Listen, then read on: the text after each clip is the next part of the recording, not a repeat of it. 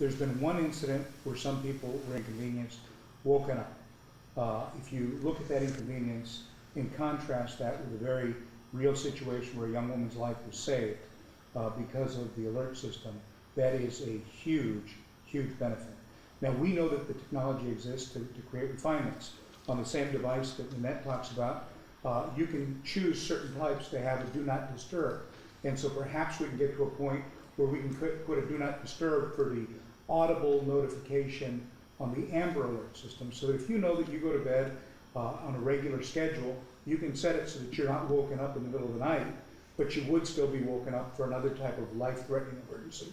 And in those certain situations where you weren't woken up in the middle of the night, when you woke up in the morning, you'd look at your phone, you'd see the alert, you'd have the information available as you went out and about so that you could be as vigilant as possible. And in the ideal situation, what we want is people being able to get the Amber Alerts when they're out and about. We don't need to wake them up in the middle of the night because they're not in a situation where they can spot the vehicle in question. But if people just opt out, then we don't have the information when it's most usable. We have less likelihood of having the positive outcomes that we've had in the 656 cases where children have been saved due to the Amber Alert. I have the same option on my phone, but depending on what phone device you have and what carrier you have, we have different situations. So in some devices with some carriers, if you opt out of one, you opt out of both. And this is really where we have to get out.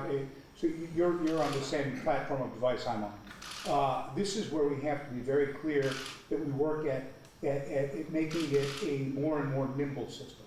So for example, you'd never want to be in a situation where people deactivate the other emergency alerts. And for those where they're linked, you wouldn't want to deactivate any. With respect to the Amber Alerts, this being our first experience in California, instead of people going and immediately deactivating, we want to learn from people's frustrations. Some people got multiple alerts. We have to make sure that they don't get that. Some people didn't have a sound associated.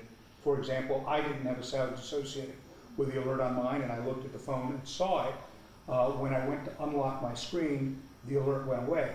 So we want to make sure that we have an ability for people to continue to have that information available to them.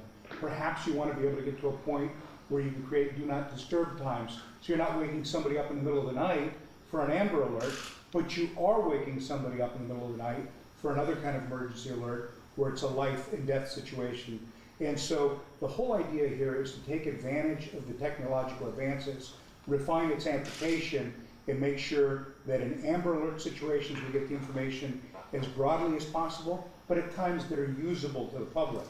And in other alert situations, we have a broad application to really save lives.